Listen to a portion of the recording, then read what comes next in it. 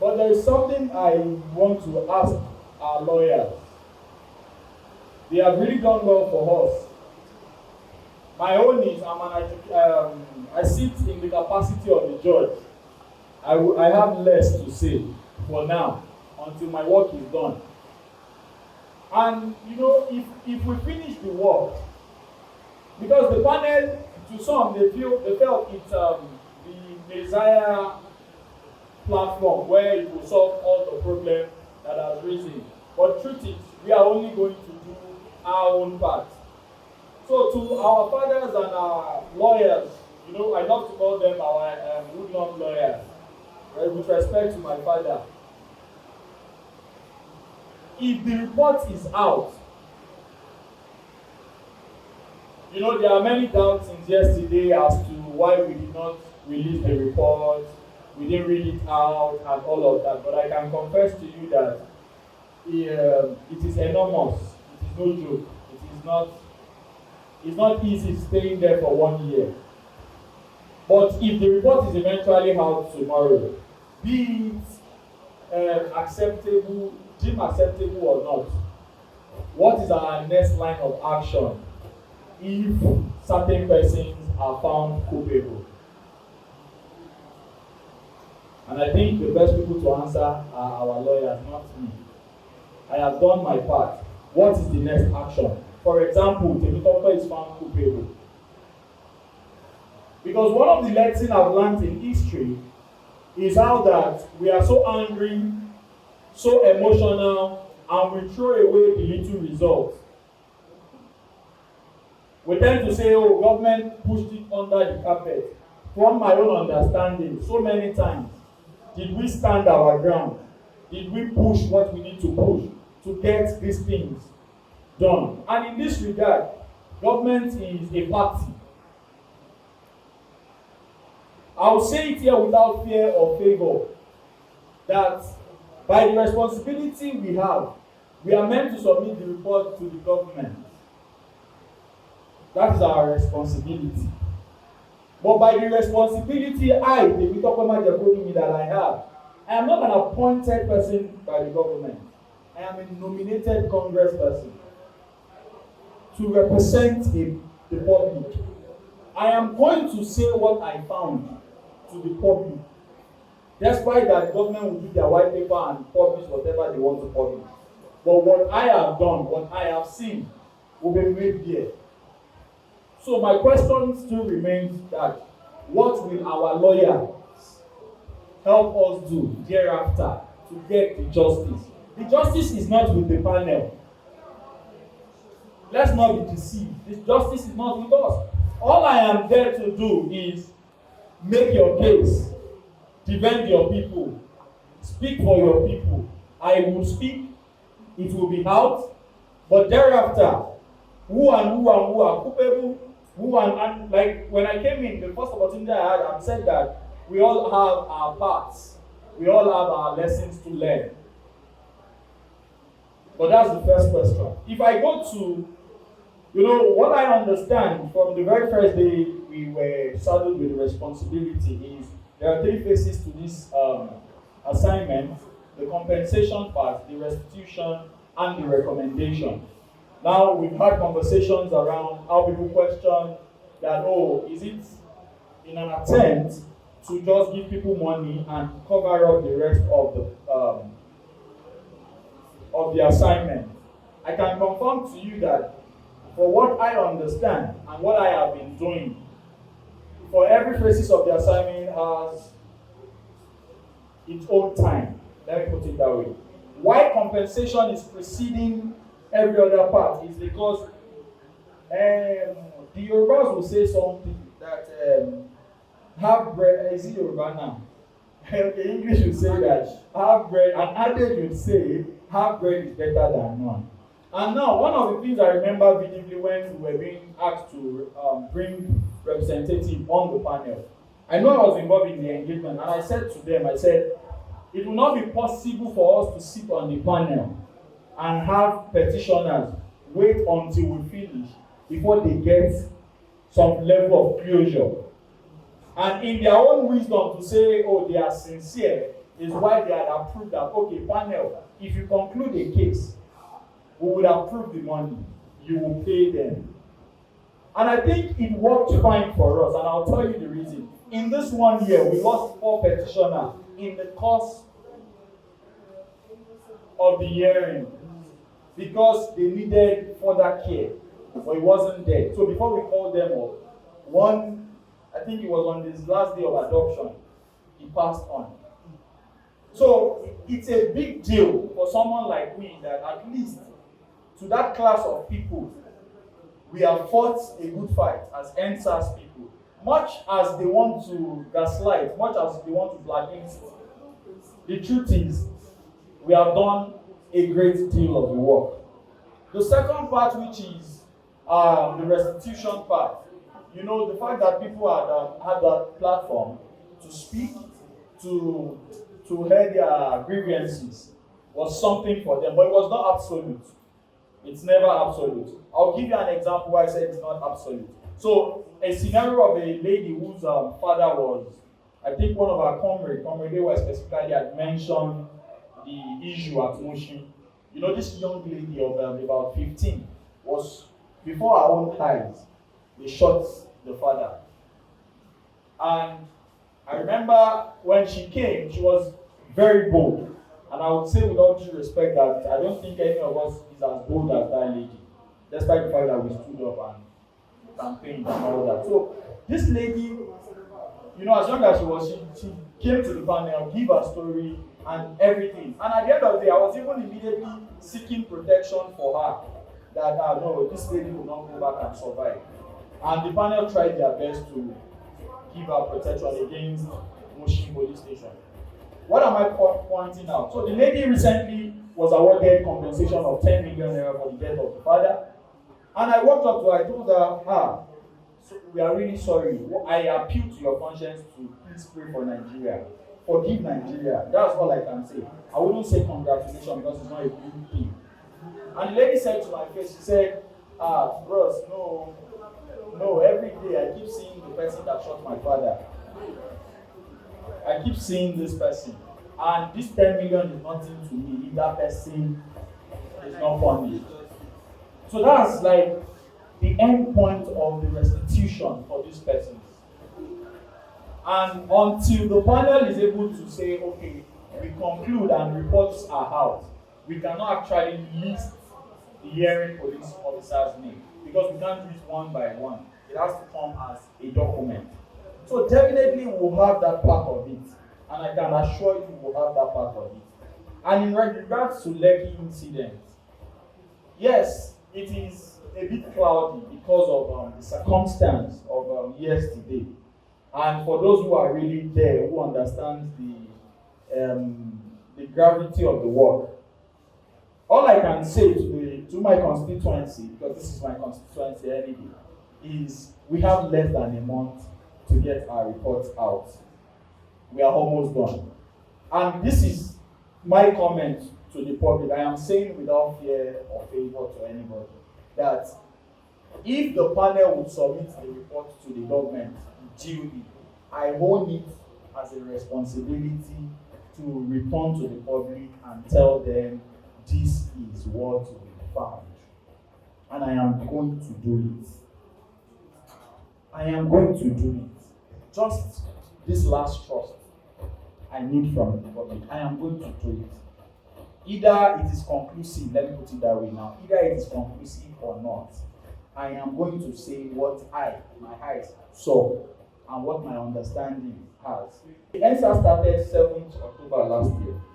And my understanding is this: on the 6th of October last year, if not 100% Nigerian youth, 99.9 Nigerian youth had lost hope in the country. But from the 7th to the 20th, it was an opportunity for us to restore hope. The government of Nigeria, as it were, would look at NSAS, and you know, if you just look at even the news yesterday, you see how that they flash NSAS, media will flash NSAS, and they will flash through the same clip, they will flash carnage. How that you go to private businesses that you want to use their facility and they ask you what are you for your boss? Oh, ESAT. No. We never destroyed anything. It was not our person. It was not our reality. We ran a country for 14 days. And that is my pain. The government needs to learn. It was a movement that never saw the next person beside me or behind me or before me as being Hausa, Igbo, or Yoruba. Nobody asked that question. Nobody asked if the person was even a female or a male. We all slept on the floor. We all woke up, cleaned everywhere up. We fought amongst ourselves. We settled amongst ourselves. All rights were respected. There's the beauty of the movement beyond what they are projecting, and that is my personal anger. And it is wicked of our government any day.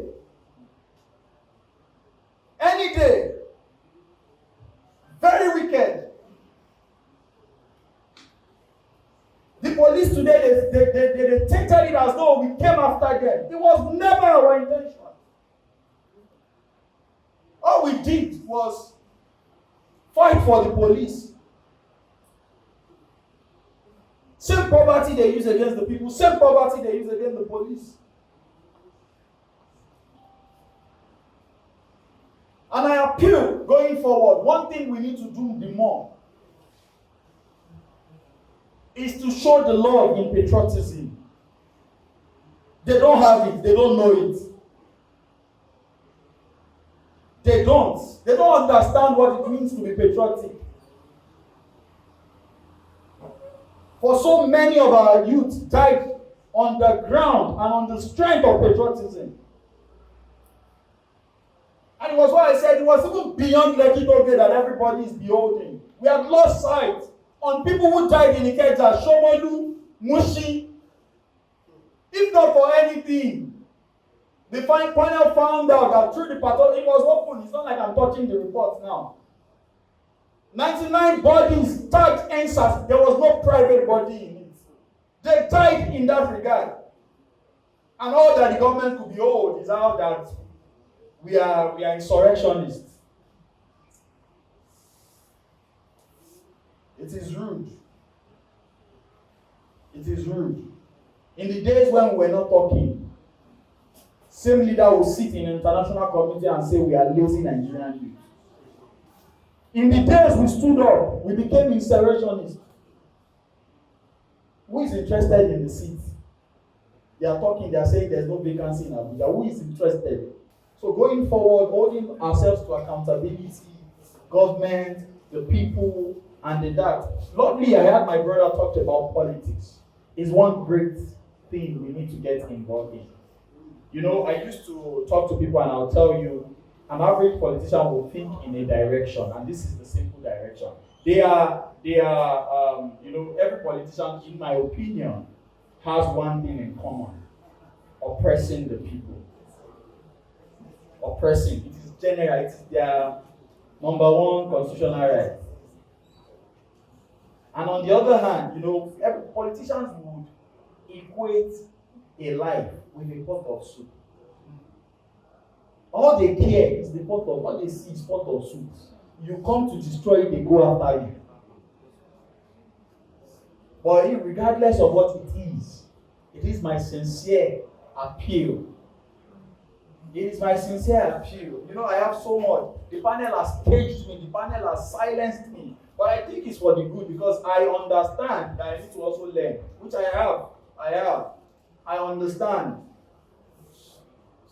On this platform, I would appeal that we don't see police as our enemy. We are both victims. And with that, I think we'll get things solved. I tell you for a fact, we'll get things solved.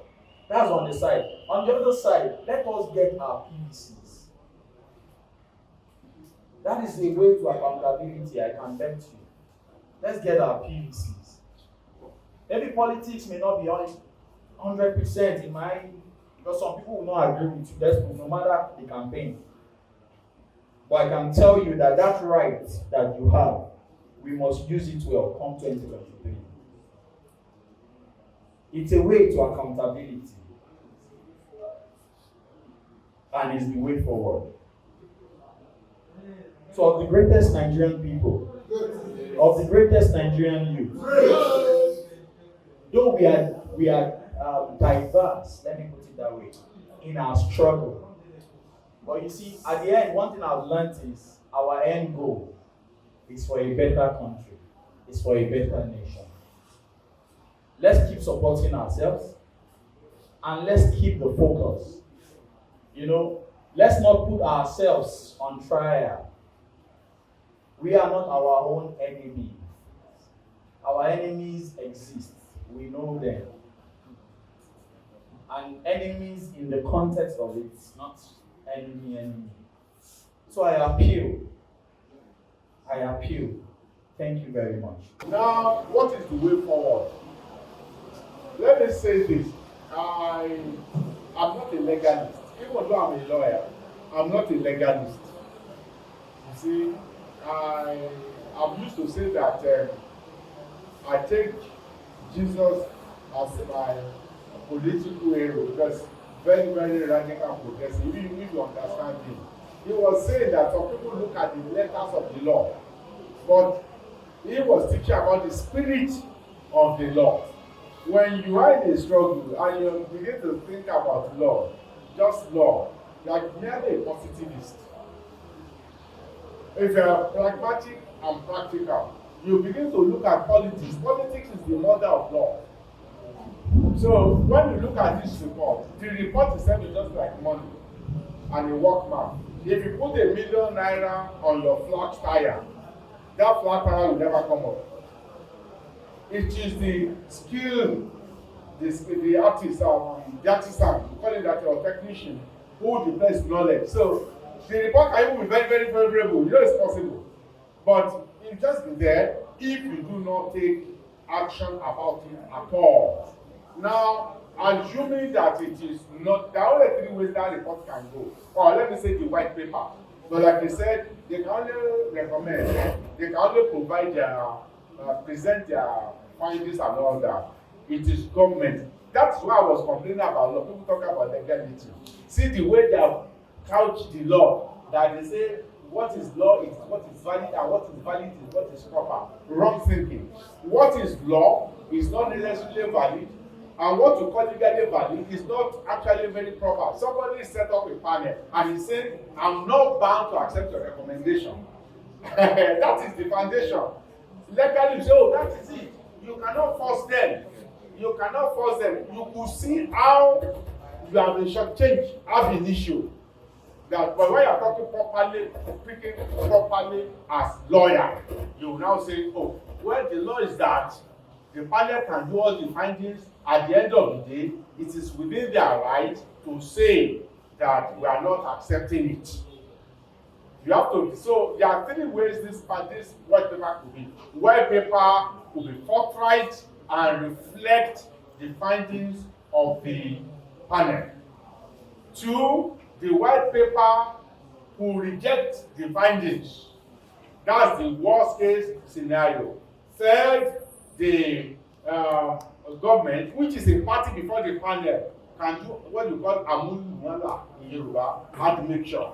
You say, well, do not let you give all this concretions of evidence. It is not, even though we are wicked bad people, but we just have to concede some, and then we protect ourselves too.